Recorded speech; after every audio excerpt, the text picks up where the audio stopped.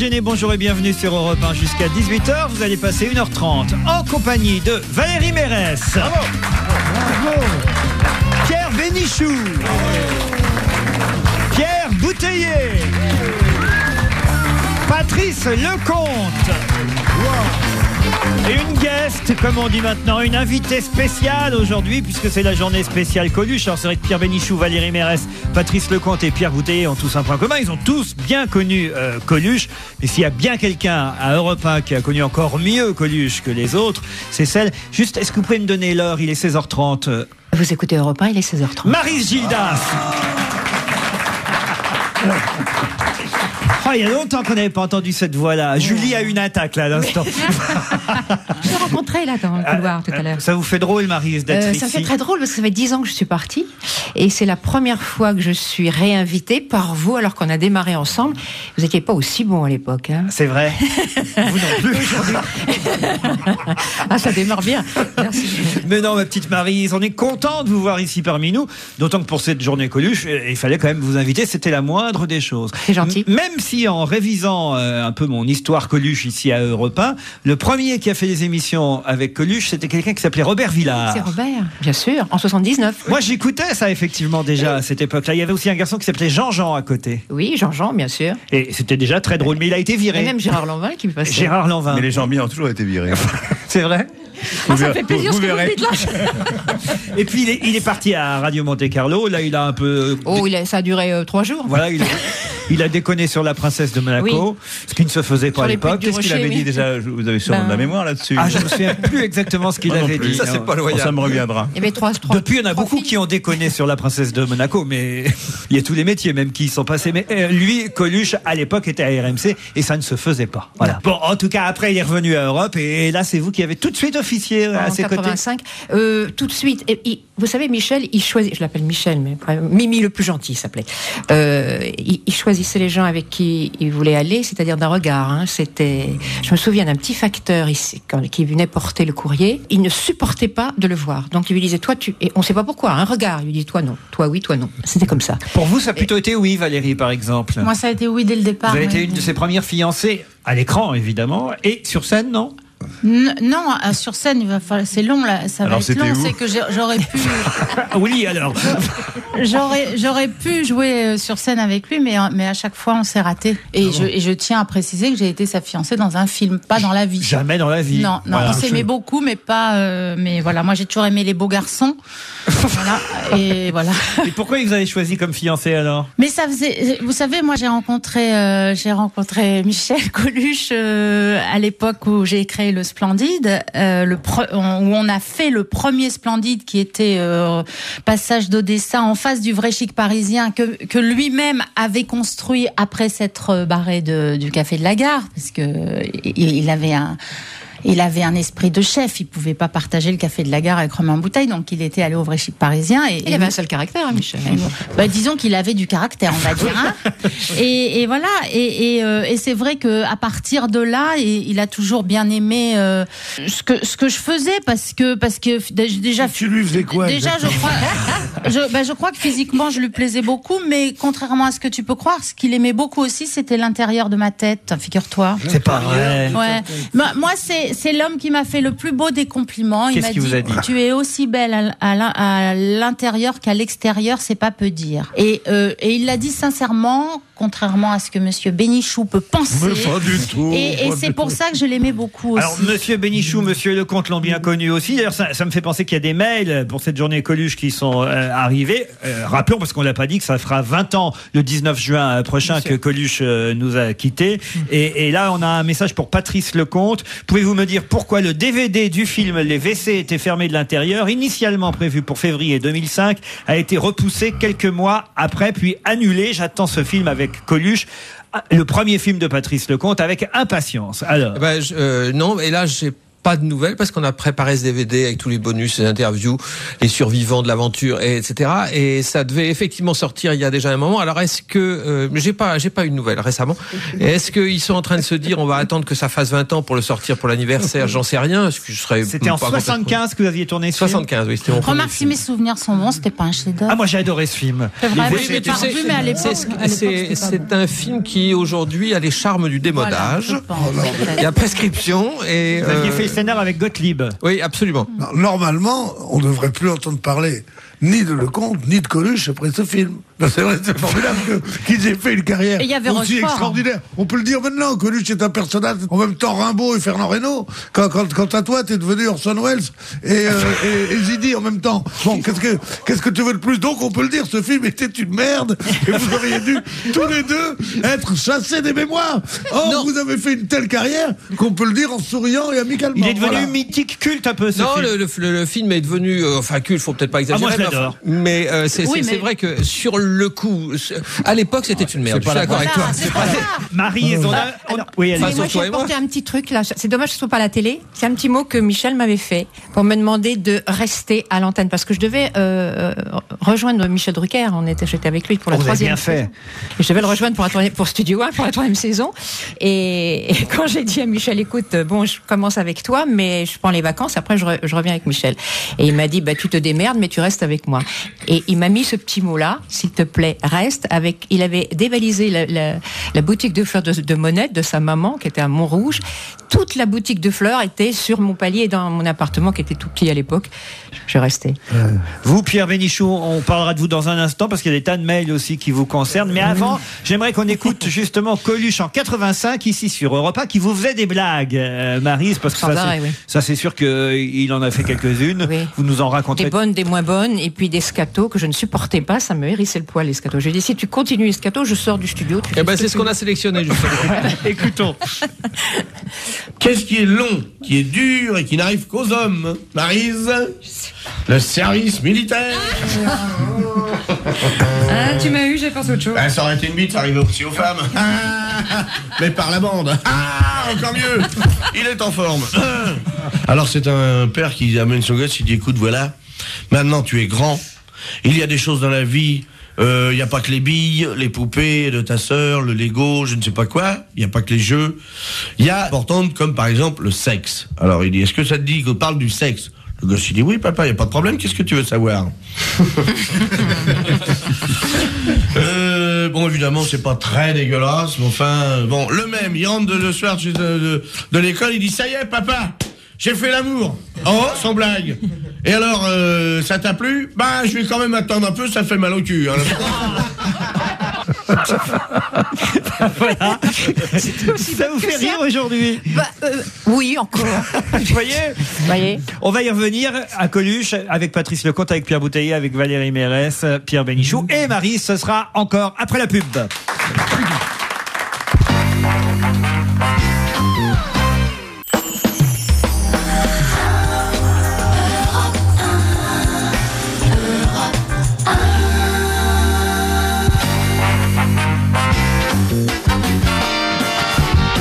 Bénichou, Bouteiller, Lecomte, Mérès, Maryse.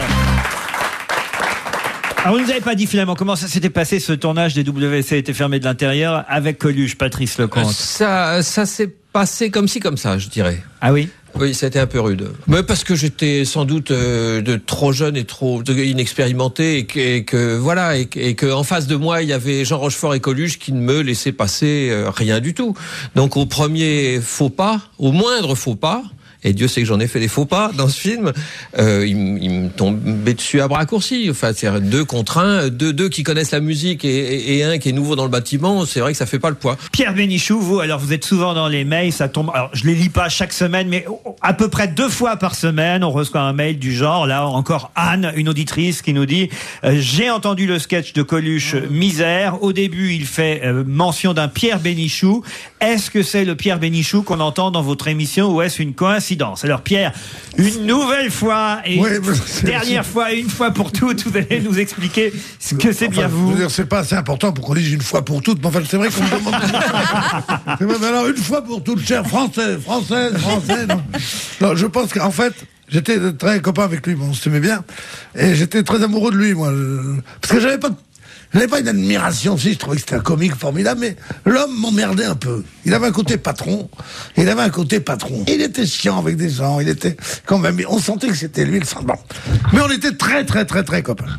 Et un jour, il me dit, qu'est-ce que tu penses de ça? Et parce que j'aimais beaucoup les chansons dites à texte. Et chez lui, comme on mettait beaucoup de disques, on mettait toujours du Léo Ferré, du machin, quand j'étais là, du Mouloudji et tout. Il disait, mais non, on va mettre du rock'n'roll et tout, machin, bon. Et on mettait ça. Et un jour, il me dit, j'ai fait une chanson pour toi. Et il me fait, misère, misère, misère. Et puis, il dit, tiens, je vais la faire comme sur scène. Et il dit, sur les paroles de Pierre Bénichou et une musique de Marie Gros-Pierre. Je lui dis, tu vas pas laisser ça dans ton truc. Alors il me dit, oh bah si, parce que t'es mon pote, et je voudrais que tu sois dans mes sketchs et tout. Je dis, mais c'est très gentil, mais tu sais que c'est moi qui vais toucher les droits d'auteur si tu fais, oh merde, c'est vrai, ça, ouais. Je dis, pas ça, je vais pas te faire de cadeau si tu mets sur une parole de Pierre Bénichou. Alors il me dit, mais comment on peut faire? Je sais pas, mais... Et là, il a eu une idée géniale. Il a mis sur une musique de Pierre Bénichou, comme on sait que je suis musicien à peu près comme une paire de pompes. Donc, ça s'est passé comme ça. Alors depuis, chaque fois, quand je chante Misère, on me dit, c'est toi qui l'as fait? Je dis, non, je n'ai jamais rien fait. Et il ne prenait jamais à personne. Si de temps en temps, on le voyait avec un petit dictaphone et il disait comment vas-tu, haut de poil? Et c'était les trucs qu'on venait de dire pendant la soirée. Et un jour, j'ai dit, mais tu charries quand même de faire ça en douce, comme ça. Il dit, mais qu'est-ce que t'en as à foutre? Tu t'en sers pas. Dans ce métier, c'est le premier à la SACEM qui a gagné. Vérification avec Misère, Coluche. De Jean-Louis Chotard et Gérard Grandjean, sur une musique de Pierre Bénichou et Marie Gros-Pierre, Misère. Misère, je vous le dis tout de suite, c'est le nom qu'un type a donné à son chien, parce que il est comme lui, il l'a trouvé dans la rue, si vous voulez, et que il est comme lui, alors il le comprend, parce que comme il est né dans la rue aussi, il le comprend. Je me comprends. Des fois, on a plus de contact avec un chien pauvre qu'avec un homme riche, hein. Là, dans la gueule. On va en prendre plein la gueule, ils s'en rendent pas compte. Tirer là-dedans, il fait chaud. De Jean-Louis Chotard et Gérard Grandjean, sur une musique de Pierre Bénichou et Marie Gros-Pierre, Misère. Je vous le dis tout de suite, ma chanson ne passe pas à la radio, hein, vous la verrez pas à la télévision non plus, hein. Je vous le dis tout de suite, hein. Mais elle s'en fout, elle a quelque chose à dire, hein. C'est pas comme les chansons qu'on voit à la radio, qu'on entend à la télévision, hein. Alors c'est même comme ça qu'on les reconnaît, celles qui peuvent passer à la télévision, hein. C'est parce qu'elles ont rien à dire. Là, et donc, je leur mets dans la gueule. Hein? Je chante des conneries. Je m'excuse, mais merde. Je m'excuse. Hein? Alors tout ça, la chanson est une industrie, parce qu'une poignée d'imbéciles a réussi à être moins con que le reste. Il y a de quoi se vanter, je vous jure. Je m'excuse, mais merde. Je m'excuse. Tout ça pour faire du fric et du fric. Voilà. Et pour manger du caviar à la louche. Qu'il faut être snob, hein, entre nous. C'est pas meilleur à la louche. De Jean-Louis Chotard et Gérard Grandjean, sur une musique de Pierre Bénichou et Marie Gros-Pierre, Misère.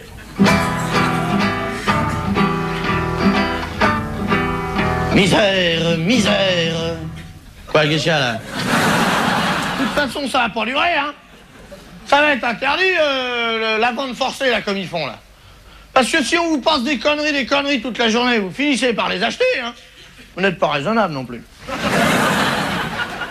Quand on pense qu'il suffirait que les gens ne les achètent plus pour que ça se vende pas.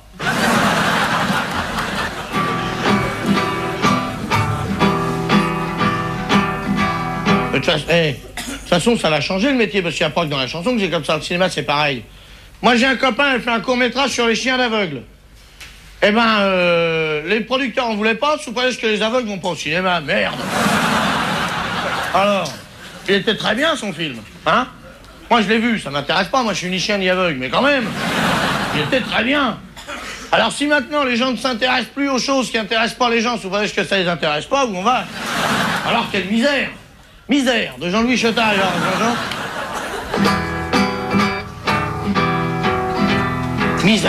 Misère, c'est toujours sur les pauvres gens que tu t'acharnes obstinément. Misère, Ça sera donc toujours les salauds qui nous boufferont le caviar sur le dos. Misère, misère.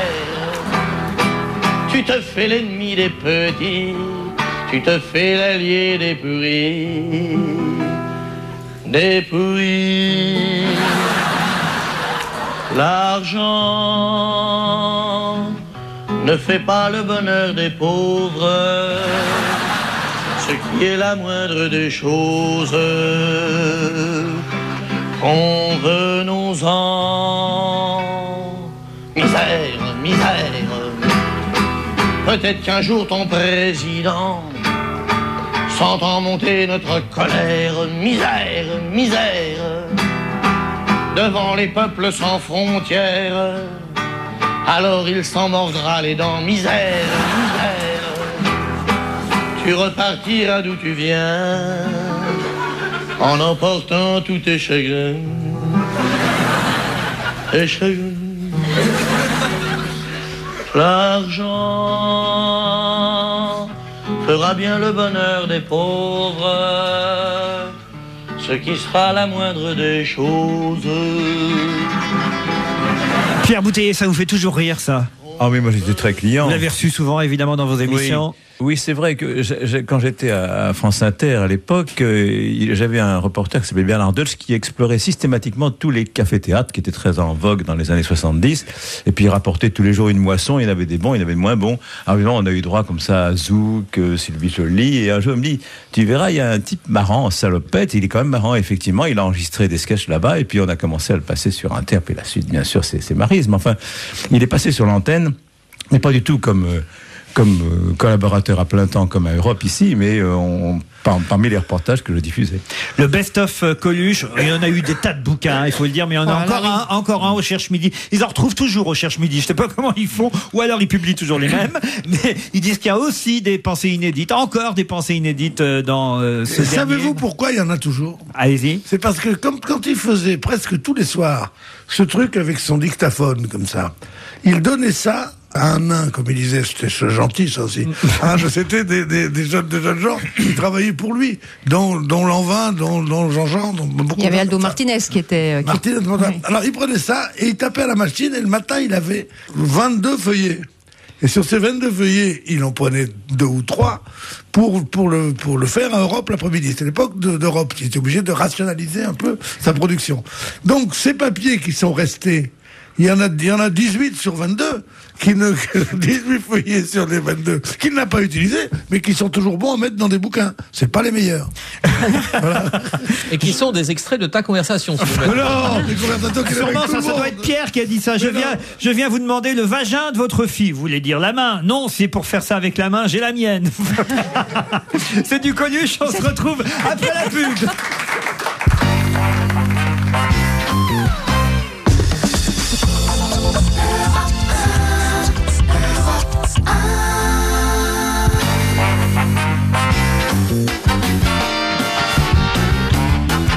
On va se gêner toujours avec Maryse, Pierre Bouteiller, Patrice Lecomte, Pierre Bénichou, Valérie Mérès. Il y en a des tas de phrases dans ce bouquin, le best-of de Coluche. J'en ai sélectionné quelques-unes comme ça au hasard. J'ai celle-ci, tiens, en comptant tous les dieux, les demi-dieux, les quarts de dieux, il y a déjà eu 62 millions de dieux depuis les débuts de l'humanité. Alors les mecs qui pensent que l'heure est le seul bon, elle est terriblement d'actualité celle-là encore. Ils comptent pas les deux par Dieu. Celle que je préférais dans le genre des très connus, quoi, c'était mon père, il disait, l'artichaut c'est un vrai plat de pauvre. Quand t'as fini de le becter, il y en a encore plus dans l'assiette qu'avant. Non, puis une des phrases les plus célèbres, puisqu'il disait, il y a des gens, ils ont des enfants parce qu'ils peuvent pas avoir de chien. Et les restos du cœur, alors, racontez un peu les Les restos, c'est un jour de septembre, à l'antenne, comme ça, en direct. Il nous dit, mais c'est incroyable, on meurt encore de faim. Aujourd'hui, dans une société de consommation énorme, c'est pas normal, quoi. C'est pas normal, il va falloir leur donner à bouffer aux pauvres. C'est pas logique. On va essayer de faire quelque chose. Alors bon, on était tous autour et il dit on va faire des cantines. Des cantines. Les cantines, non, c'est moche comme des restaurants. Alors peut-être des restaurants les restos du cœur, oui. C'est lui qui a fait l'affiche, hein, c'est lui qui a dessiné et la fourchette et l'assiette en forme de cœur, c'est lui qui l'a faite. Et c'est sorti comme ça. Et Gildas, qui était dans les hauteurs à l'époque, puisqu'il était directeur de l'antenne, l'a appris à la fin à 18h, quoi. Donc devant le fait accompli, en fait. Et ça a été le début d'une grande aventure. Tous les jours. Et c'est au moment où est sorti l'Aziza de Balavoine. Et l'Aziza, c'était au début, en milieu d'émission et enfin 3 fois dans la journée. Et c'était l'emblème des restos avant la chanson. Après, il a appelé Goldman. Alors c'est tous les jours, il en remettait un petit coup. Et puis, au bout de la semaine, c'était un lundi, je me souviens. C'était un lundi de septembre. Le vendredi, il appelle, il me dit, qu'est-ce qui fait les meilleures chansons en ce moment? Parce qu'il connaissait pas Jean-Jacques, hein. Il le connaissait comme ça. On lui dit, c'est Goldman. Et Goldman, allez, appelez-moi Goldman. On appelle Goldman, il l'a au téléphone, il lui dit, il faut que tu me fasses une chanson, toi qui fais très bien les chansons, tu me fais une chanson pour les Restos du Cœur. Alors, on entend vaguement dire, tu te démerdes, je veux tout le monde. Je veux Deneuve, je veux Montand, je veux Platini, je prends tous azimuts. Et Drucker, Nathalie je veux Baye. Drucker, Nathalie Baye, voilà. Et tous ces gens-là ont existé dans la chanson originale. Oui. Mais il était fasciné, mais je parle sous le contrôle de Maryse, par le pouvoir qu'avait la radio. Oui. Parce qu'il se disait, si on est tous les jours là, et qu'on parle, et qu'on remet la gomme, qu'on matraque, comme on disait juste avant lui, qu'on matraque un peu, les gens viennent et ça fait tout de suite, boule de neige. Donc, il s'est servi d'Europe pour défendre ses idées, et comme ses idées étaient, si son comportement, j'ai eu l'air tout à l'heure de dire que son comportement était celui d'un homme avec des défauts et des qualités, ses idées étaient toujours bonnes, et elle est toujours dans le bon sens, c'était toujours généreux, c'était marrant, c'était formidable. Faut pas oublier non plus qu'il devait se refaire une image à cette époque-là. Et c'est pour ça que je l'appelais Mimi le plus gentil. Fallait qu'il se redore le blason, si je peux dire, parce qu'il sortait d'une très mauvaise période. Et oui, ça avait marché moins au cinéma. C'était. Il était mal. Il avait tout arrêté, la drogue et tout le reste. Hein. Mais sa femme était partie. Et moi, je me souviens du jour où j'allais dîner chez lui, 3 jours par semaine ou plus même. Et j'arrive là et je savais qu'elle était partie l'après-midi.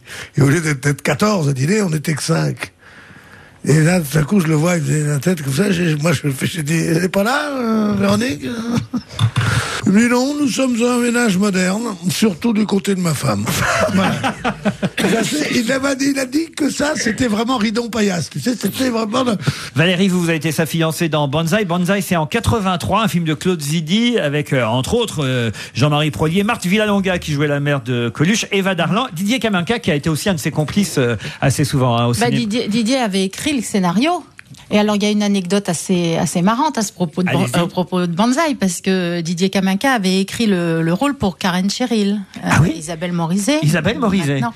Et d'ailleurs, mon personnage s'appelle Isabelle, et s'appelait Isabelle Morizet au départ, mais on avait changé en cours de route, puisque c'était pas elle, parce que je crois que le manager de Karen Cheryl avait refusé qu'elle fasse le rôle. Et comme Michel, ça faisait une dizaine d'années qu'il essayait de me caser à chaque fois qu'il faisait un film, sur celui-là, il n'y avait plus l'actrice auquel ils avaient pensé. Donc là, Zidi a rien dit. Il a dit, si tu veux prendre celle-là. On n'avait rien à foutre, Zidi, que ce soit moi ou une autre. Ce qui est toujours très agréable. Mais je m'en fous, puisque j'étais avec Michel et que lui, je savais qu'il était content que je sois là. Oui, on se souvient de la scène où vous faites l'amour sur un matelas dans un magasin de meubles. Absolument. On essaye le lit parce qu'avant de l'acheter, et je trouve qu'on devrait toujours faire ça. Allez, on se retrouve après le flash de 17h. À tout de suite.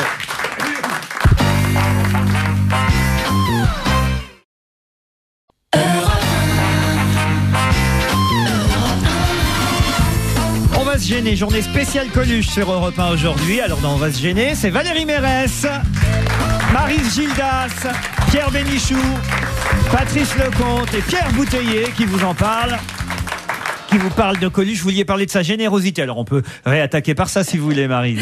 Je veux bien, oui. Un soir, on va dîner avec Philippe Barugazan, parce que quand on travaillait avec Michel, il fallait vivre un peu avec lui. On est partis en vacances ensemble à l'île Maurice et on allait beaucoup dîner. C'est comme Ruquier. Hein. Oui, on allait beaucoup dîner. Rugazan. Et un soir, le premier soir en tout cas, j'étais à côté de Ludo et il y avait un escalier qui montait aux chambres. Et derrière l'escalier, il y avait une boîte. Vous savez ces anciennes boîtes en fer de Banania, il y a bon Banania. Vous vous rappelez ça, qui était derrière comme ça. Et moi qui avais l'œil un peu partout, je dis mais c'est quoi Ludo cette boîte derrière? Elle dit bah va voir, ouvre et va voir. Et je vais ouvrir et il y avait plié, mais alors comme ça, mais il y en avait énormément, des billets de 500 francs à l'époque, 85, complètement tassés, mais il y en avait. Je dis mais pourquoi? Il me dit mais c'est pour ceux qui n'ont pas de fric et qui n'ont pas besoin de demander comme ça. C'est assez joli quand même, non? Pierre, il avait cette délicatesse-là. Pour jouer au poker, vous alliez piquer dans la boîte de temps en temps. Non, je ne connaissais pas cette boîte, mais ça Merde alors. Ça lui ressemble bien. Moi, il me disait de temps en temps, il m'a dit, c'est vrai que je n'ai jamais eu besoin de lui demander de me prêter d'argent, mais un jour il me dit, mais alors, le président, il m'appelait le président parce que j'étais un des rares qui se déguisait pas pour aller chez lui. Parmi il y avait les artistes qui étaient habillés en artistes, et il y avait des bourgeois comme moi qui, quand ils arrivaient chez Coluche, tu croyais obligés d'avoir des blousons perfecto et des foulards comme ça. Tu voyais Marcel Julien, Jacques Attali qui sortaient de leur bureau capitonnés. Avec des bandanas. Et avec des bandanas. C'était absolument grotesque. Des bandanos. Et moi, il me disait, le président, tu vois, lui, il ne change jamais pour venir ici. Tu sais. Le président, il reste habillé en président, je vois un costume gris, une cravate, moi. Et alors, il me dit un jour, mais le président, il gagne toujours au poker, lui. Parce qu'il savait que m'arrivait de jouer au poker. Alors je dis, bah non. Et il n'a pas de pote à qui demander quand il perd. Et c'est la seule fois où j'ai parlé. Mais sa générosité était formidable parce qu'il avait un garage qui était un copain à lui de Montrouge qu'il avait installé à Issy-les-Moulineaux. Et il avait des vieilles voitures américaines qu'il rachetait. Que ce mec-là lui rachetait pas cher du tout et qu'il faisait refaire, ce qui lui coûtait très très cher. Il en avait une dizaine. Dont des roses, des machins, des trucs. Moi, il m'a prêté une fois une Bentley, je me souviens, qui n'était pas une voiture américaine, mais anglaise, je le savais. Et au bout de 4 jours, je lui ai rendu, alors que je vais lui rendre le soir, il me dit, elle lui plaît pas? Alors j'ai dit, oui, mais enfin, il n'y a pas de raison. Mais il peut la garder, de toute façon. Il a acheté une Impala au feu rouge de la rue François 1er, par la fenêtre. Ouais. Il a envoyé Ludo arrêter le mec au feu rouge, et il est monté dans le bureau, on travaillait là, au premier étage, et il a acheté la voiture en 5 minutes. Et alors, il donnait des voitures à ses copains. Un jour, il me dit, ils sont terribles, hein. Je dis, pourquoi? Et il me parlait des nains, comme il dit. Alors, il dit, pourquoi? Ils veulent des camping-cars. Alors, je dis, oui, mais pourquoi pas? Il dit, mais les camping-cars, il n'y en a pas qu'on peut acheter à la casse, comme ça, et refaire un peu pour rire. Les camping-cars, ça vaut vachement cher. Alors, j'en ai acheté 3, déjà, pour un tel. Merde! La boîte à voiture est fermée. Vous avez eu le droit à une voiture, vous aussi, Pas Valérie? une voiture. Moi, il m'a offert une veste. Malheureusement, voilà, il aimait bien les couleurs un peu spéciales. Et il m'a offert une espèce de veste 3/4, genre manteau, mais en vison, bleu ciel et blanc. Très, très laide. Donc, je l'ai mise un peu pour lui faire plaisir. Mais franchement, je vous avoue que je l'ai plus. Je sais pas ce qu'elle est devenue dans mes divers déménagements. Mais c'était terrible parce que, en effet, on pouvait pas se promener avec lui et dire tiens, ça me plaît. J'ai dû le faire 1 ou 2 fois et je l'avais le soir même, donc je l'ai plus fait parce que il avait une tendance à couvrir de cadeaux les femmes. Il pouvait acheter pour lui-même dans sa maison aussi bien un tout petit objet qui valait un prix fou, formidable. Et il avait, je me souviens, il avait mis sur le mur des tapis qu'il avait achetés à Barbès, des trucs avec des scènes de chasse en peluche, tu sais, comme ça, violet, blanc, vert, comme ça, des trucs mais absolument horribles. C'est ça, il aimait bien. Monstrueux, tu vois, comme ça, comme tu vois dans certains cafés, tu vois. Et il avait ça sur tout un mur. J'ai dit, mais pourquoi tu laisses cette horreur? Ça, c'est une horreur, ça. Vraiment. Il s'y connaît, lui. Justement, tiens, il y a un auditeur qui s'appelle Frédéric qui dit, est-ce que c'est Coluche qui avait emmené Valérie Mérès dans le droit de réponse que j'ai revu il y a peu sur la disparition de Charlie Hebdo, droit de réponse qui date de 1982. Dans cette émission, j'ai été surpris de voir Valérie à la table de Michel Polac. Non, c'était pas Michel. J'avais été invitée parce que je devais avoir un film qui sortait. Et moi, je jonglais entre les premiers films qui ne marchaient pas et Banzai et le coup du parapluie, en gros. Voilà. C'est d'ailleurs pour ça que Banzai a été le premier film que j'ai fait avec Coluche, parce que les fois d'avant, ça n'avait pas été possible parce que je faisais justement des premiers films et il me disait toujours allez, continue à faire tes films que personne verra. Et puis voilà. En tout cas, c'était l'époque des provocateurs aussi. Il y avait Gainsbourg aussi, évidemment, qui faisait beaucoup parler de lui à cette époque-là. Je ne sais pas si vraiment ils se fréquentaient, Gainsbourg et Coluche. Oui, ils se voyaient beaucoup, mais ils étaient tous les deux tellement fous d'eux-mêmes que c'était un peu chiant de les voir tous les deux parce que ils disaient on m'a cassé la gueule dans la rue, m'a dit un jour chez Coluche Gainsbourg, l'autre jour, j'ai presque pas eu de retombées. Juste François, je dis mais comment tu peux dire des trucs comme ça, comment? Et moi ça m'a toujours fasciné que l'auteur de la javanaise puisse dire j'ai pas eu de retombées quand c'est tombé. Et c'est vrai qu'il faut dire que dans Star il y a Starlet, si on peut dire, ça devrait être le contraire, ça reste des petites starlettes, même Coluche, même Gainsbourg. Pierre Bouteiller. Non, ce que je voudrais ajouter, c'est que c'était un personnage extrêmement populaire. Il faut bien voir qu'à l'époque, les radios généralistes étaient bien plus écoutées qu'hélas maintenant, et que là, il y avait moins d'impact de la télévision. C'était un personnage extrêmement drôle, mais il a fini, on peut le dire maintenant, on ne veut pas participer à la béatification de Saint-Colus post-mortem, quand même, 20 ans après, c'est qu'il a fini par se prendre au sérieux aussi. Et là, je voudrais venir à sa candidature, avortée certes, mais à l'élection présidentielle. Il a à un moment pensé qu'il pouvait incarner quelque chose, le tous pourri, à droite comme à gauche, il faut quelqu'un de nouveau. Il y a cru et il a inquiété. Je parle sous le contrôle de Pierre, qui est un bon analyste, Pierre Bénichou, politique. Il a inquiété le personnel politique et il a eu beaucoup de pression pour se retirer parce qu'il aurait fait des dégâts. Je suis sûr que si c'était présenté à la présidentielle, il aurait fait des dégâts à droite comme à gauche. Mais on y reviendra à ça, Coluche, candidat. J'aurais pas dû en parler maintenant. Non, parce qu'on était sur Gainsbourg et je voulais vous faire écouter Coluche imitant Serge Gainsbourg. Il y a qu'à demander, vous savez. C'était ici sur Europe 1. Je vais vous apprendre, moi, comment on fait de la radio, Bouteiller. C'était en 78.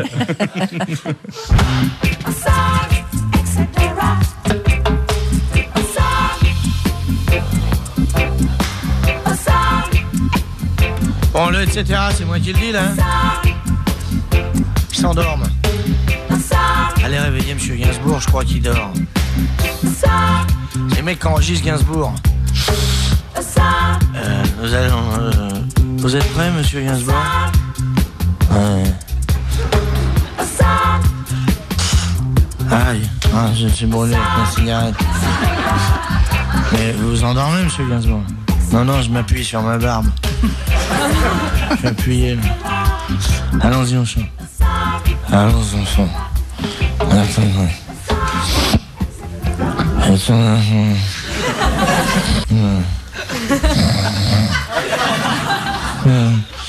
La campagne. Je veux dire. Je fais un sommet.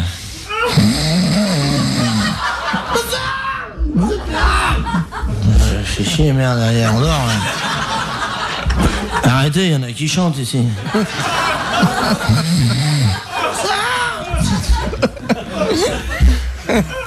Allez voir, je crois qu'il est tombé. Mais non, il chante là. Mais il est par terre avec sa cigarette, il marche dessus. Non, mais c'est un truc, il chante. C'est baisser la lumière, il aime bien. Je vous assure, il est tombé, c'est pas les paroles, ça.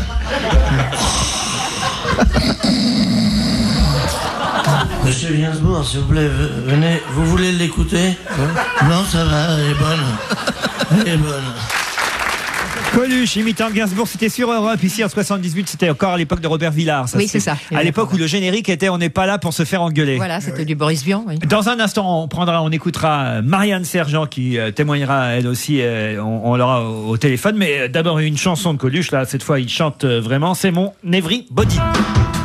L'autre soir, lorsque tu m'as dit au revoir, j'ai gardé moi un peu d'espoir. Mais tu n'es pas prête de revenir. Avec un ami, je t'ai vu partir. Come on, everybody.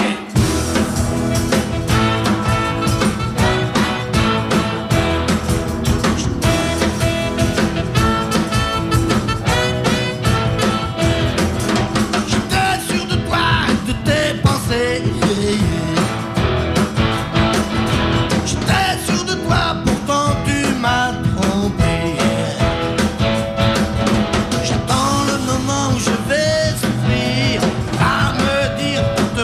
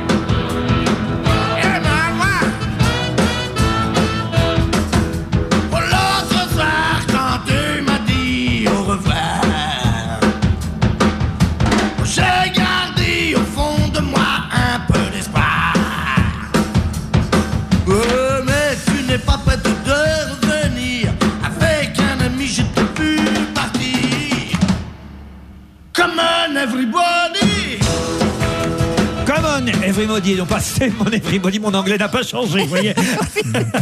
Come on Everybody, c'est Coluche qui avait écrit cette chanson. Est-ce que Marianne Sergent est en ligne? Allô Marianne? Oui. Bonjour Marianne Sergent. Bonjour.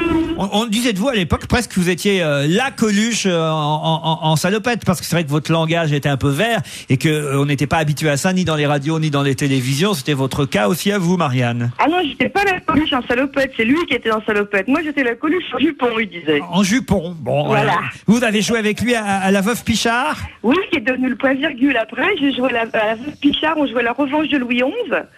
Il y avait Gérard Lanvin, Martin Lamotte, après il y a eu Roland Giraud qui a remplacé parce qu'il faisait l'évêque dans Coluche, dans la Revanche de Louis XI, qui a donné le film après où il chante le Chevalier Blanc et tout ça. On parlait il y a quelques minutes, puisque Pierre Bouteiller nous a lancé sur ce sujet, de Coluche candidat à l'Élysée, candidat à la présidentielle. Vous l'avez bien fréquenté à ce moment-là?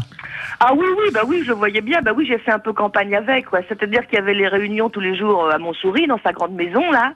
Tous les jours, il y avait les adhésions qui arrivaient par paquet. C'était incroyable, quoi. Parce que, à un moment, il a quand même été crédité de jusqu'à 14%, ce qui était absolument énorme.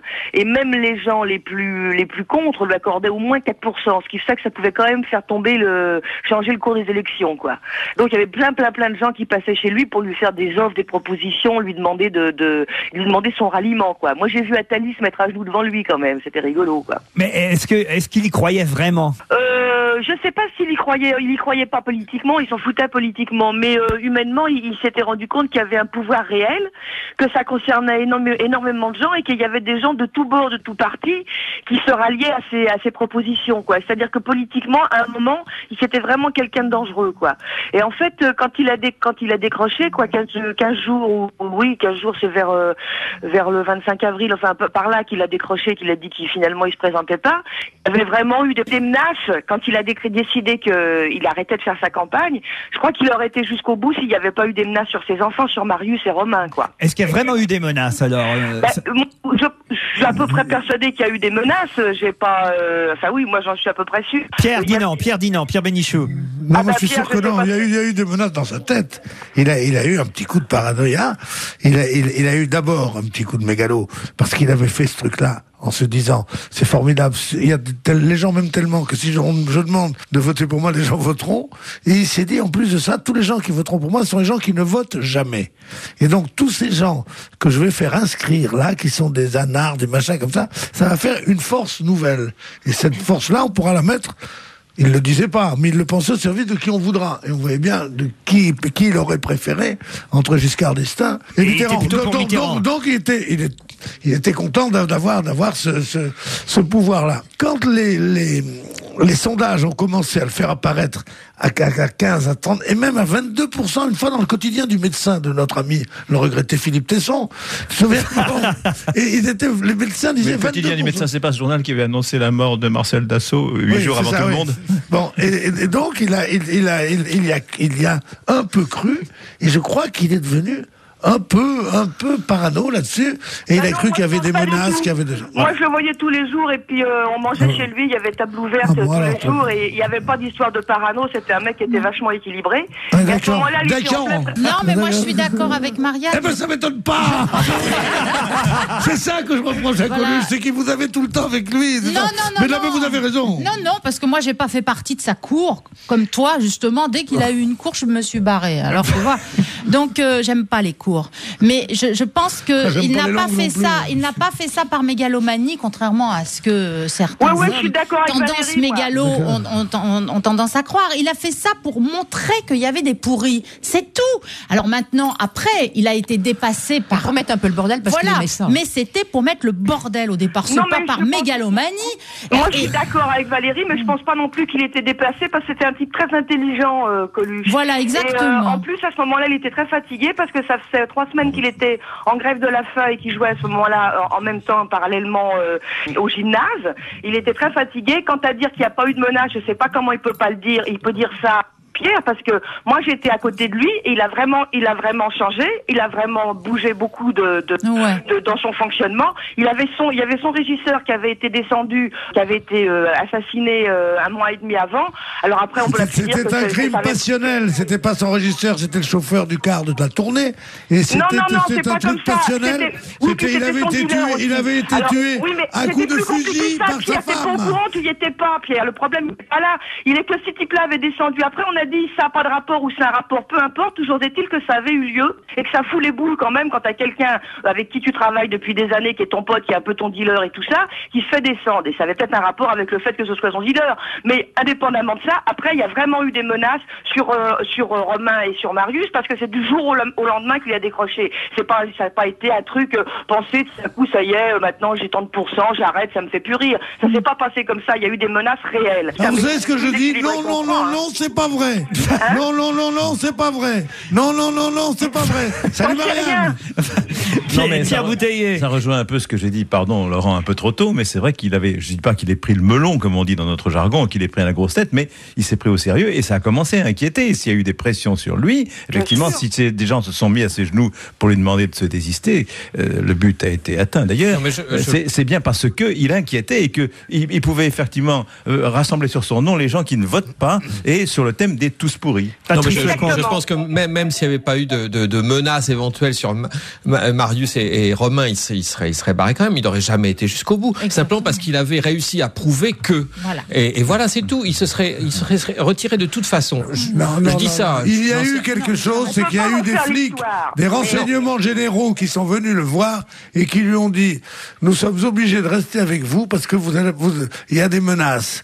Quand on est candidat à la présidence, il y a des menaces et on va rester avec vous. Donc il avait des flics qui étaient là, qui tournaient et il se disait: est-ce que ce ne sont pas des agents secrets, des machins, des trucs? Et c'est de là qu'il a cru, comme les flics venaient le protéger, qu'il a cru qu'il y avait des menaces. Or les flics ne venaient qu'uniquement pour faire la protection. C'est ce qu'on t'a raconté parce qu'après, même tout le reste de sa vie, il a toujours été surveillé par la police, tout le temps après. On a même été jusqu'à dire que l'accident, il y a encore cette vieille thèse, comme pour toutes les disparitions de stars, on dit qu'Elvis Presley vit encore sur une île. Oui, Grace Kelly aussi, on mais il y a plein de gens qui pensent que oui, quand même. Bon. Ah ouais, moi j'ai dîné avec James Dean hier, il t'embrasse d'ailleurs.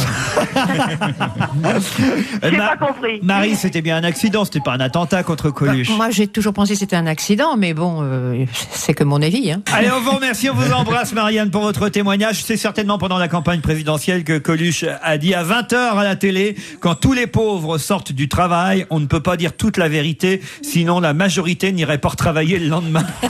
Allez, on se retrouve après la pub.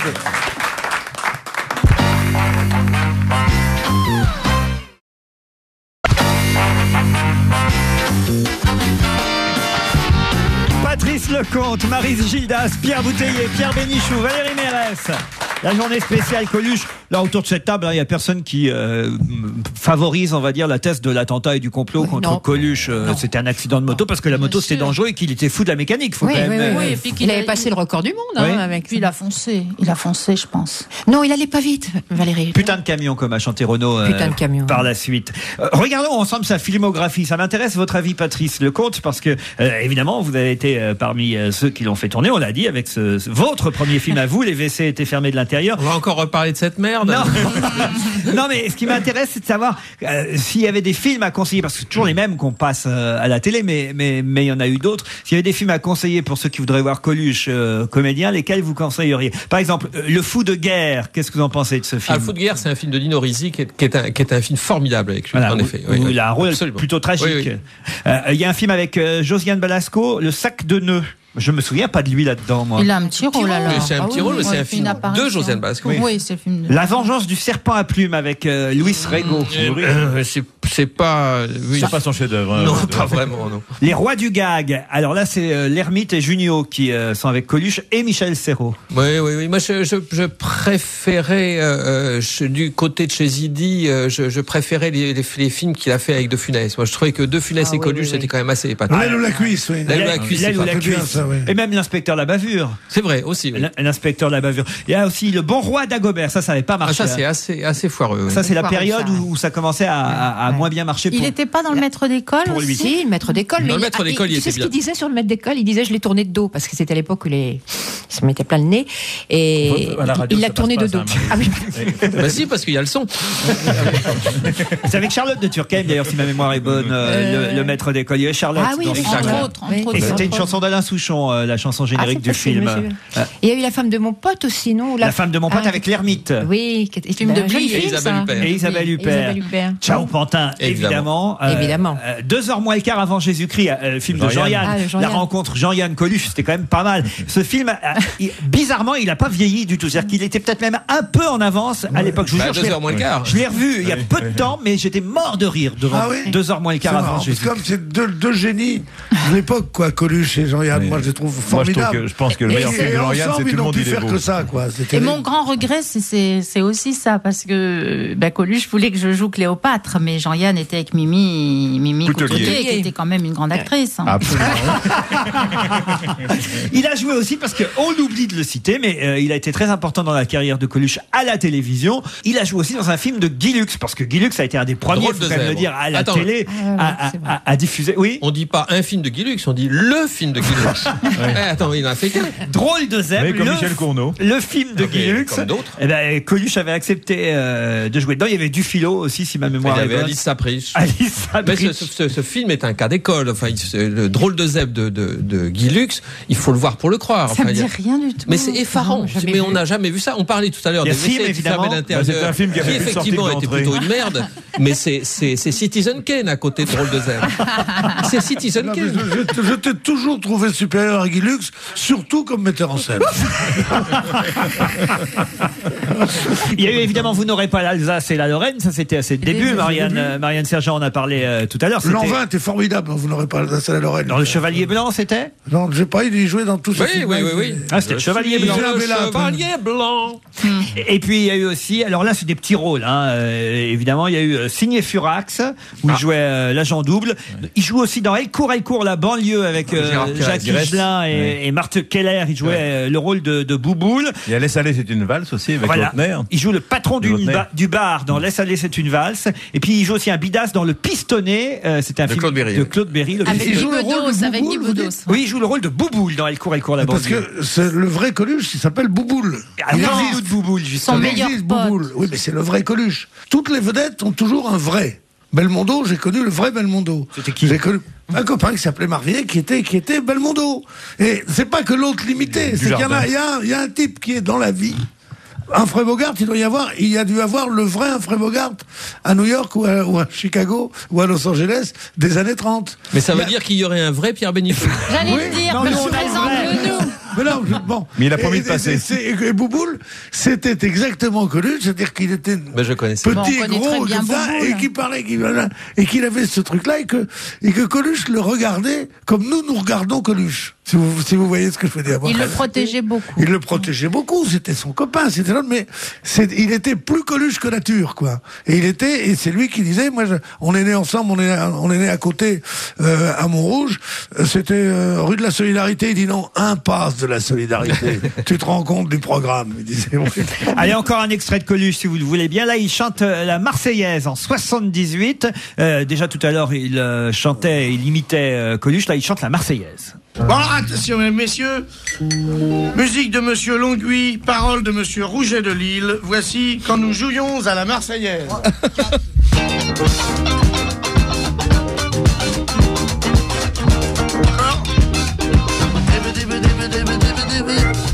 Tu me dis quand vous ne faites pas un break?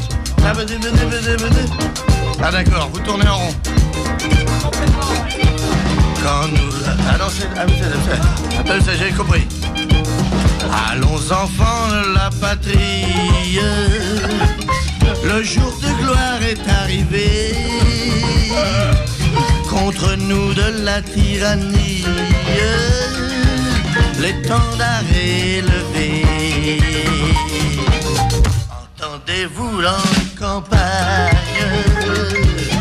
rugir ces féroces soldats? Ils viennent jusque dans vos bras.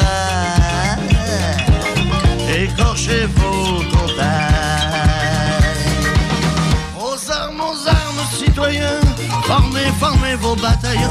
Marchons, marchons, cassons impurs, abreuvent nos sillons.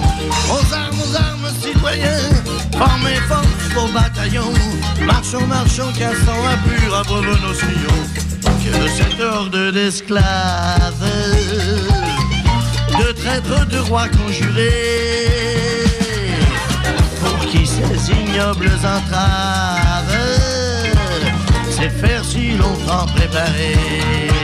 Oui, Français pour nous, hein, quel outrage, quel transport doit exister.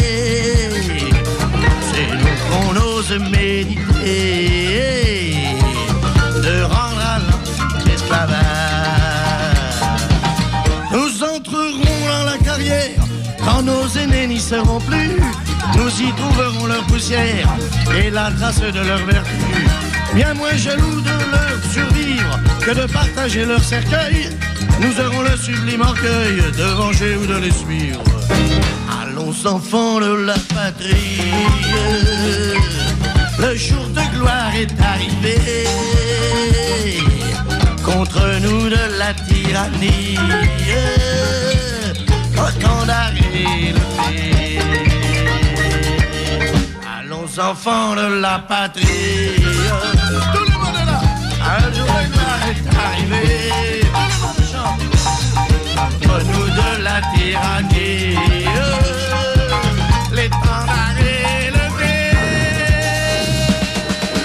Coluche chantant sa version de la Marseillaise, c'était sur Europe 1 en 78 en direct sur Europe. Mais on se rend pas compte à quel point c'était subversif en 78 d'oser prendre les paroles de la Marseillaise pour le mettre sur Cerisier rose du premier blanc. C'était incroyable et c'était très mal perçu par beaucoup de gens. C'est pour ça que quand il est mort, moi ça m'a fait râler de voir ce consensus Coluche qu'on aimait tant. Coluche a été aimé à la folie par beaucoup de jeunes, surtout des jeunes, mais par beaucoup de gens qui l'exprimaient pour la première fois, par beaucoup de types qui n'avaient rien à foutre de l'établissement et tout ça, et haïs par l'établissement. Oui, parce qu'il s'était adouci aussi. Entre cette période de 78 et la période 86 où il est décédé, il y avait eu entre-temps les Restos du Cœur, les émissions l'après-midi à Europe 1 où, pardon de dire ça Maryse, mais c'est vrai, dans sa première partie radiophonique, il commentait un peu l'actualité, était un peu vachard. Dans la dernière partie, il racontait surtout des blagues, en fait. Oui, il était beaucoup moins subversif les dernières années qu'il l'était à ses débuts. Il fallait qu'il se refasse une image. Et donc, il était devenu un peu plus populaire et un peu plus fédérateur dans les années 80 qu'il ne l'était dans les années 70. Mais Pierre a raison. En France, un bon artiste est un artiste mort. Effectivement, tous les gens qui le critiquaient et qui le détestaient, et pas seulement lui, mais dès que quelqu'un est mort en France, il a toutes les vertus, alors que les gens crachent sur les artistes ou ses écrivains, sur les politiques de leur vivant. Il y a pas une sorte de consensus post-mortem. Quand on l'avait mis en couverture du Nouvel Observateur, j'y étais pas pour rien. D'abord, à l'intérieur du journal, il y a des gens qui m'en veulent encore d'avoir été le promoteur de ce truc-là, en disant quand même ce type qui est là, ce néo-poujadisme, ce qui est pas faux, parce qu'il était en même temps celui qui ridiculisait les beaufs, et il en était un aussi. Il remuait la merde. Il remuait la merde. Voilà, et ce truc, c'était quelqu'un quand même de très. Cette phrase, ambigu, par exemple, aujourd'hui, qui n'est pas vraiment politiquement correcte, on dirait ça aujourd'hui, un homme politique dirait ça, on dirait, oh là là, comment il peut dire des choses pareilles. Et voilà ce qu'il dit, il y a 3 millions de personnes qui volent du travail, on nous dit à la télé, c'est pas vrai, de l'argent leur suffirait. Allez, on se retrouve après la pub.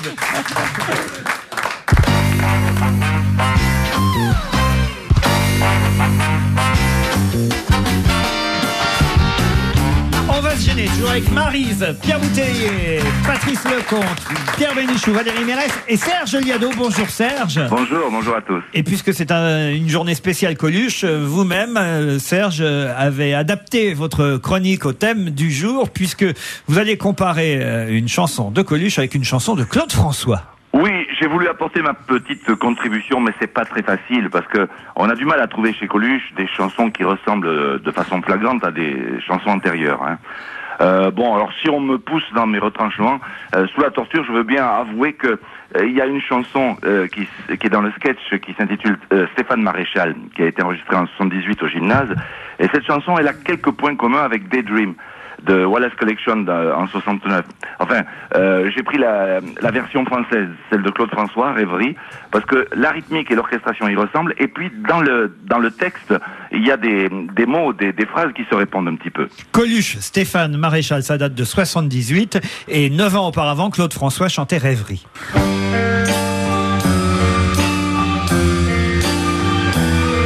Et voici Stéphane Maréchal, je dis. Alors vas-y, tu vas voir. Et voici Stéphane Maréchal.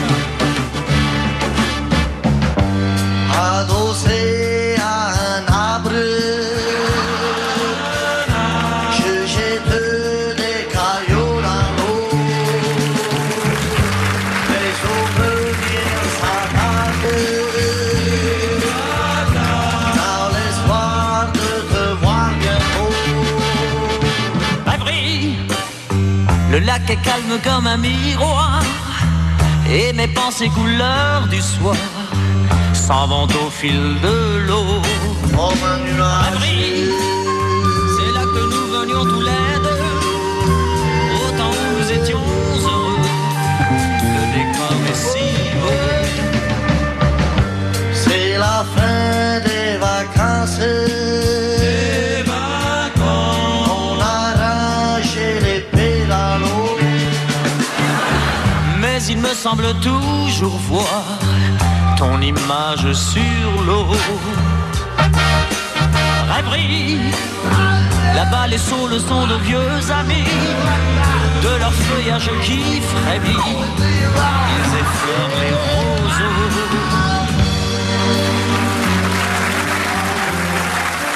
Oui, il y a une petite ressemblance. Bravo Serge, merci. Allez, on se retrouve demain. Salut Serge Liano. Bravo.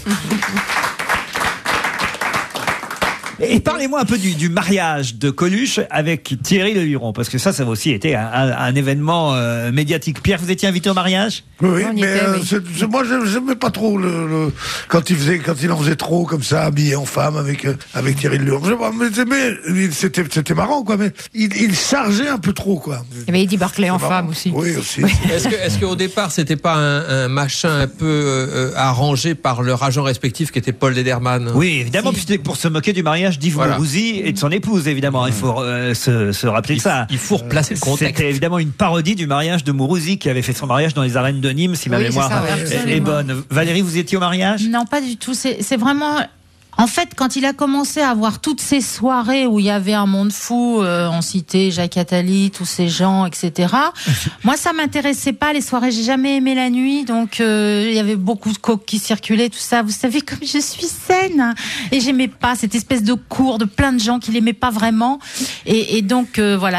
Après, en fait, sur la fin, je l'ai plus. C'est vrai qu'il y a beaucoup de gens qui se réclament de Coluche aujourd'hui. Je vois dans les bouquins qui sortent. Là, c'est des gens absolument qui Coluche, incroyable le nombre de gens qui l'ont connu. Et moi, j'ai pas connu le même homme, quoi. Voilà. Donc, sur la fin, en effet, je le voyais plus. C'est toujours pratique de dire Coluche me disait encore. Il y a 20 ans. Moi, je vais faire pire, je vais vous dire ce que me disait Mitterrand sur Coluche. Oui, allez-y. Ça, c'est encore plus dans le genre mensonge. Hein. Et ben, je vous jure que c'est vrai. Quand Coluche a été crédité de tellement de pourcentage, moi, j'étais plus mitterrandiste que socialiste. Et donc, j'ai demandé à voir Mitterrand. Lui aussi. Il rentrait de... C'est drôle, ça. Il rentrait de New York. Mitterrand, il m'a dit de venir chez lui à 10h du matin. J'y suis allé, j'ai dit, vous savez, je viens pour vous parler de Coluche, je sais pas, vous savez, c'est ce comique-là qui fait tellement de trucs et qui a l'air très vulgaire, mais qui n'est pas vraiment, vous savez, qui est un type qui est en train de fédérer. Il me dit, mais à qui croyez-vous parler? À Raymond Barre? Vous croyez que je ne sais pas qui est Coluche? Vous croyez que je ne sais pas que c'est l'héritier des surréalistes? Vous croyez que je ne sais pas que son côté subversif est absolument salubre? Vous croyez que je le prends pour Roger Nicolas, moi, Coluche? Mais je sais très bien qui c'est. Je dis, oui, alors, vous savez, il vaut 12 points, il vaut peut-être... Et alors, comme il veut faire voter pour lui au premier tour, ces voix vous reviendront après. C'est pas une mauvaise opération, non, parce que Attali est plutôt contre. Je lui dis, il devrait pas. Il me dit, Attali est en service commandé. Et je vais vous dire quelque chose. D'abord, il vaut pas 12 points, mais il en vaut 4 ou 5. Et c'est beaucoup. Eh bien, si au premier tour, il prend parmi mon électorat 4 ou 5 points, eh ben, au deuxième tour, je ne le retrouverai jamais. Je ne le retrouverai jamais parce que le deuxième tour, c'est pas de l'arithmétique, c'est de la dynamique. Et c'est ce qu'on a fait au premier tour. Il m'a donné cette leçon de politique formidable, mais j'ai dit, bah, écoutez, comme il m'aime bien, je vais essayer de le convaincre. Et le lendemain, il a arrêté lui-même, donc j'ai pas eu ni à le convaincre, ni à rien. Mais ce qui m'intéressait, c'est de vous dire ce que Mitterrand, qui était quand même pas le dernier des cons, pensait de Coluche. Coluche, dans les années 70, c'était sur Europe 1, c'était en 78. En voici encore un court extrait. Bout en train, tous horizons, animateur de kermesse de banlieue, voici votre émission l'ONFR. L'ONFR. Office national de la franche rigolade. Envoyez-nous vos histoires et notre ami Coluche, ouais, Merci. dira les plus mauvaises à l'antenne. Oui. Et vous pourrez gagner un concours. Un concours? Oui. Eh bien, monsieur, vous avez gagné un concours. C'est monsieur Chambranle-Domas dans la Gironde qui gagne aujourd'hui un concours. Il nous envoie cette histoire très amusante néanmoins. Néanmoins. Disait Cléopâtre. Comme disait Cléopâtre. Cléoplate qu'on appelait aussi feuille de plate parce qu'elle était musicienne. Alors voici donc l'histoire qu'il nous a envoyée. C'est un couple de gens très aisés et qui tout d'un coup s'aperçoivent d'une grande famille genre française. Enfin on va pas citer des noms, mais le baron Bic tombe à l'eau, qu'est-ce qui reste? Le baron Braque, enchanté, même combat. Je vous coupe un doigt maintenant ou... Bon.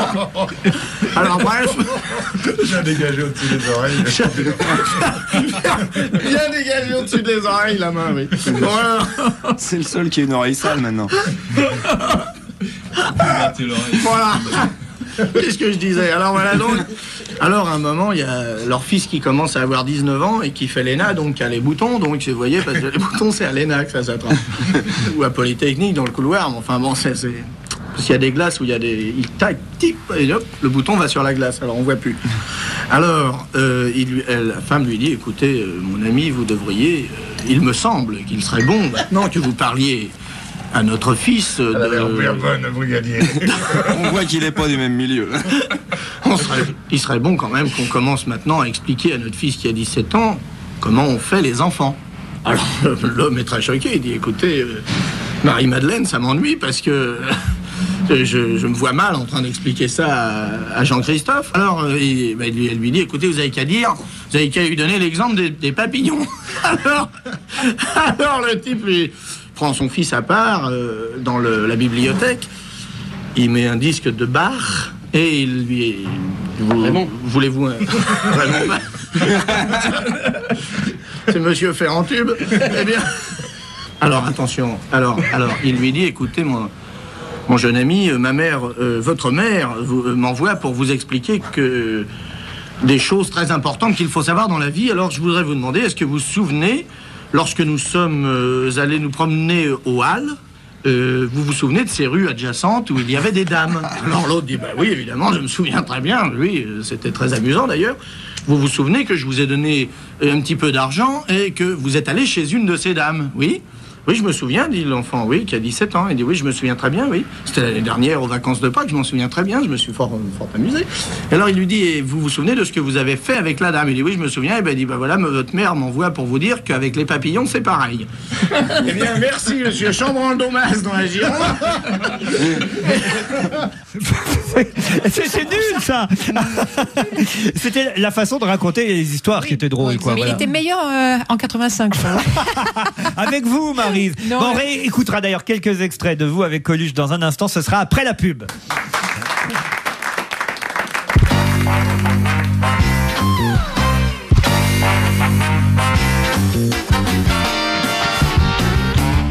On va se gêner les 8 dernières minutes avec Valérie Mérès, Maryse Gildas, Pierre Bouteiller, Pierre Bénichou, Patrice Lecomte. Allez, s'il y avait encore une chose que vous aimeriez raconter sur Coluche, Maryse, une anecdote, quelque chose qui vous a c'est-à-dire amusé, surprise. Une anecdote. Il est parti en avril, on est parti en vacances ensemble à l'île Maurice, on a été le rejoindre. Et un soir, j'avais les rouleaux sur la tête, on avait les chambres contiguës. Et on avait des terrasses comme ça, et c'était 6h15, 18h15, le coucher de soleil. Et j'entends qu'il m'appelle. Alors je sortais de la douche, les rouleaux sur la tête, donc j'étais pas montrable tellement. On vous imagine pas comme ça. Oh, si, quand même, si. Il y a des moments aussi. Je n'imagine que comme ça, sortant de la douche. Alors, c'est pas les rouleaux, si tu veux, tu les enlèves, tu les mets, je m'en fous, pourvu que tu sortes de la douche. Vous êtes amoureux de Maryse, vous, Pierre? Mais c'est pas d'hier. Ah Pardon, oui excuse-moi. Donc, il m'appelle, je sors sur la terrasse et il me dit viens ma poule. Alors, je dis mais je m'en fous, viens. Alors je vais le rejoindre, on est tous les deux sur la terrasse et là, le soleil couchant, donc tout devient orange sur la mer, pas un mot. Il était là, comme ça a duré très longtemps. Le soleil s'est couché. Et il m'a dit merci ma poule d'être venue avec moi. Je voulais pas regarder ça tout seul. Oh c'est beau, c'est mignon. Ouais. Moi j'ai le même souvenir que il faisait ça à toutes. Non mais on a fait pendant Banzai on tournait à Hong Kong, donc on est allé un jour à Macao où Zidi et toute la bande l'enfer du jeu. On jouait comme des tarés là-bas et lui il aimait pas jouer, moi non plus, et on a repris sans faire exprès le même bateau et on a passé la traversée à rien dire, mais c'était magnifique. Il y avait plein de choses. C'est drôle parce qu'il a un sketch comme ça, si ma mémoire est bonne, où il raconte avec leur famille leurs vacances et ils disent le matin le soleil s'est levé, viens voir le soleil. Et puis et il en fait 10 minutes. Il dit, le soir le soleil s'est couché, on va voir le soleil. Oh merde. Et finalement c'est un peu ça. Hein, Laurent, vous leur faites de la peine. Tu nous fais de la peine. Non, mais c'était justement romantique. Et puis... On parle de quelqu'un pour qui on a tous de la tendresse folle et on se fait tous de la peine en disant tu y étais pas, d'ailleurs c'était la cour, moi j'en faisais pas partie. Alors qu'on est tous là à dire qu'on aimait bien ce mec, quoi. Bah, moi au moins j'aurais eu une chance par rapport à vous. On pourra pas m'accuser. Je l'ai ni rencontré, j'ai pas d'anecdote à son sujet. Oui, il me disait toujours surtout, ne m'amène pas le petit là. On se connaissait pas non plus. Je t'ai même pas arrivé à Paris, Pierre Bénichou, 86. Ouais, mais il savait, il y avait des trucs au Havre. Moi, il me disait toujours. J'ai raté Coluche et le Luron, moi. Moi, il me disait toujours surtout, même en gros plan, continue à remuer ton cul comme tu le fais. Quelques extraits de Maryse avec Coluche sur Europe 1, c'était en 85. C'est un mec dans un hôtel, il n'y a plus assez de place, alors on dit c'est un jeune homme.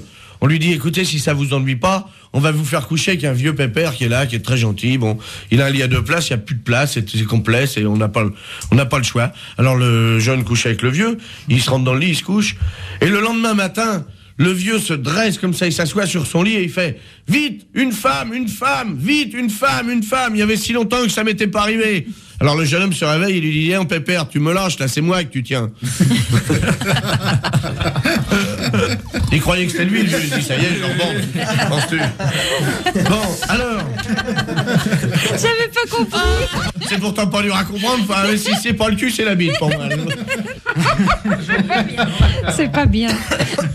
Excuse-moi. Bah oui, mais on peut plus rien dire, vous comprenez. Comment ça, on peut plus rien dire, on se gêne. Allez, dis donc, dis pas qu'on peut rien dire dans cette émission-là. Hein. Je vais te renvoyer dans les autres, ça va te changer. Hein. Moi, je peux plus rien dire dans ce genre d'émission. Moi, je vais t'envoyer dans des émissions, tu vas te marrer, tiens. J'ai des noms, moi, pour après. Enfoiré. Alors, c'est 3 types qui se sont fait arrêter en Afrique par des réducteurs de tête. Et les types disent, bon ben voilà, on a décidé avec les sorciers, ils sont attachés à l'arbre, on dit, voilà, on va faire un truc, comme vous les blancs, vous avez un petit sexe, on va vous mesurer vos 3 sexes en érection, si à vous 3 vous faites 40 cm, on vous relâche. Alors les mecs ils y vont, alors le premier il fait un effort de concentration terrible, finalement on le mesure 21 cm. Ah il dit merde, à nous 3 on est sûr d'être sauvés, il faut faire que 40 cm. Le deuxième il fait 18 cm. Ah déjà, c'est bien, ça fait 39. Alors il dit c'est déjà pas mal, il manque plus qu'un centimètre. Et le dernier il baisse son ben, il a rien le mec, il a rien. Et en faisant il arrive à faire un effort surhumain et sa bite mesure 2 cm. Oh. Et vraiment il a fait un effort surhumain et il fait eh ben les mecs j'aurais pas bandé, on était tous morts. Celle-là a été bonne, Maryse. Celle-là a été bonne. Il vous en a fait entendre, hein, quand même. Ah bah de toutes les couleurs, on peut dire. Oui. Vous les racontez vous-même en soirée après les histoires? Non, parce que je les retiens pas. Oh, zut alors. Ouais, je les retiens pas du tout. Alors, est-ce qu'il faisait essayage de caleçons aussi pendant l'émission? Ah oui? Oui, parce qu'il se faisait faire ses caleçons sur mesure. Parce que, comme il disait, il avait un gros paquet, alors il ne trouvait pas dans le commerce. C'est ce qu'il vous disait, Marie. Marie, ça vous va si mal. Quelques phrases encore de Coluche, juste avant de partir. Par exemple, celle-ci, qui est toujours d'actualité. C'est pas parce qu'ils sont nombreux à avoir tort qu'ils ont raison. Elle est très bien, celle-là. Où avant moi, la France était coupée en deux. Avec moi, elle sera Plié en quatre. Plié en quatre. Bravo Pierre, vous connaissez votre Coluche par cœur. Où c'est une femme tellement moche qu'ils l'ont acceptée dans un club de nudistes uniquement à condition qu'elle se mette une feuille de vigne sur la tête. Voilà, pour quelques dernières phrases de Coluche. Tout à l'heure, Pierre-Louis Basse, dans son émission À l'air libre, reviendra dans la deuxième partie de l'émission sur Coluche, avec de quoi rit-on aujourd'hui? Oh là, et y a-t-il encore de grands provocateurs? D'éternelles questions qu'on se posait déjà à l'époque Coluche, il y a 20 ans que Coluche nous quittait. Je vais vous remercier, Maryse, d'être revenue. Merci de m'avoir invité, ça me fait plaisir d'être là. Juste avant de partir, vous pouvez nous dire, dans quelques minutes, il sera 18h? Dans quelques minutes, il sera 18h, vous écoutez Europe 1. À demain, 16h30.